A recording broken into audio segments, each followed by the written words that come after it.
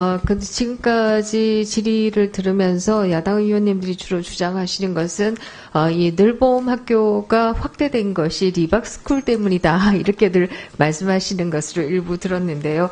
이것은 제가 느끼기에는 상당히 침소봉대가 아닌가 이런 생각을 할 수밖에 없었습니다. 그래서 몇 명이나 그동안에 출강을 했는가를 보니 11명이더라고요. 그리고 그들이 받은, 소위 강사료라는 게 900만 원 정도인데, 전체 늘봄학교 교사가 몇 분이나 되셨는지요? 지금 저희가 늘봄학교 전체 참여하고 있는 것은 11,000명 정도 제가 확인해갖고 바로 말씀을 드리겠습니다. 네. 지금 만약에 만 단위로 가신다라고 하면 이 11명의 영향력이 얼마나 있을까 하는 생각을 할 수밖에 없고요. 또 프로그램도 앞에서 서지영 의원님이 말씀하신 것처럼, 주로 과학 관련된 프로그램이어서 이게 역사교육과 무슨 상관이 있나 하는 생각도 사실 했습니다. 그럼에도 저는 역사뿐만 아니라 학교 현장이 정치적 중립을 이루어야 한다라고 하는 부분에 대해서는 항상 동의를 하고 있고, 어느 역사 왜곡이나 혹은 또 어느 정파가 자신들의 정치적 목적을 위해서 학교 현장을 이용해서는 안 된다, 이렇게 생각을 하고 있습니다. 그런 차원에서 작년 국정감사 때에도 제가 광주 교육청 감사를 가서 민족문제연구소의 문제를 지적한 바가 있습니다. 이 민족문제연구소는 잘 아시다시피 이재명 후보에 대한 지지 선언을 했던 바도 있고 여러 가지 정치 활동을 하기도 했지만, 광주교육청에서 민주시민 역사교육으로 2016년부터 계속해서 프로그램을 운영하고 있는 것을 확인할 수 있었습니다. 저는 이것을 어느 교육청이든 교육부든 할 거 없이 정치적인 성향을 가진 단체가 학생들을 교육하는 것은 바람직하지 않다, 이렇게 생각을 하고 있습니다. 그런 차원에서 본다라고 하면 제가 지난번 질의 때도 말씀드렸습니다만은, 이 울산 정교조가 교육청 메일을 이용해서 소위 탄핵 시위에 나가자 이런 것을 했다라고 하는 부분이 있었는데, 이 부분에 대한 질의를 드렸더니 지금 감사원 감사 중이다 말씀하셨는데요. 감사원 결과는 나왔습니까? 그건 제가 확인해서 말씀을 드리겠습니다. 아까 네. 의원님 말씀 중에서 제가 숫자를 좀 확인해서 말씀드리겠습니다. 초등 방과후 강사 수는 지금 12만 3천 명 정도 됩니다. 네.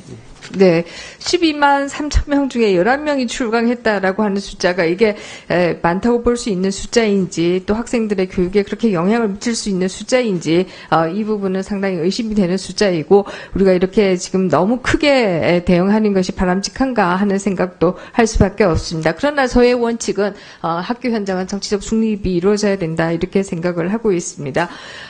이 부분 앞에서 저희 야당 의원님들도 말씀이 좀 있었습니다만은, 제주 교사의 참 안타까운 사건 얘기를 또 좀 하고 싶은데요. 제가 이게 안타깝다라고 생각하는 게, 우리가 서희주 사건 이후에 상당히 많은 법안들을 바꿨습니다. 대표적으로 초중등 교육법을 바꿔서 이 민원 처리의 책임은 학교장이 갖는다, 이렇게 법을 바꾸기도 했고요. 그 이후에 많은 교사분들을 만나서 현장에서 뭐가 좀 변화가 있냐 물었더니 변화가 없다 라는 대답을 주로 받았습니다. 이번 사건이 나고 나서도 보니까 역시 변화는 없구나 하는 안타까운 생각을 할 수밖에 없었는데요. 이 한 교육청에서 발간한 민원 응대 안내서라고 하는 책자를 보니까, 학교 민원의 처리 기본 방향에서 학교장은 민원 처리의 책임자입니다. 학교 민원은 기관 차원에서 함께 대응합니다. 다시 말해서 교사의 책임이 아니라 기관이 대응하는 것이다, 이렇게 얘기를 하고 있습니다만은, 우리가 제주도 사건에서도 보시다시피 교사가 굉장히 긴 시간 동안 이 학부모 누나와의 그 관계가 주고받고, 우리가 그 부분에 대해서 선언적으로 어떻게 얘기할 수는 없습니다만은, 그런 과정들, 고뇌의 과정들이 있었고, 결국 이게 교육청에 알려졌을 때 주의를 받은 것은 교사였습니다. 같이 민원을 대응하기 위해서 학교가 나서고 학교장이 나서고 교육청이 같이 나선 것이 아니라 오히려 교사에게 주의를 줬다, 이거를 민원인에게 알려준 것으로 지금 기사화가 되고 있는데요. 사실입니까? 세부적인 사항은 저희가 지금 조사를 하고 있는 과정이라서 나중에 따로 보고를 드리겠습니다. 그러니까 어쨌든 지금 제주는 제가 그 사건이 나고 난 다음에 바로 가서 교육감님하고 같이 그 상황을 점검을 하고 유가족들을 만나 뵈면서 같이 지원 방안도 마련하기 위한 노력들을 하고 있는 중입니다.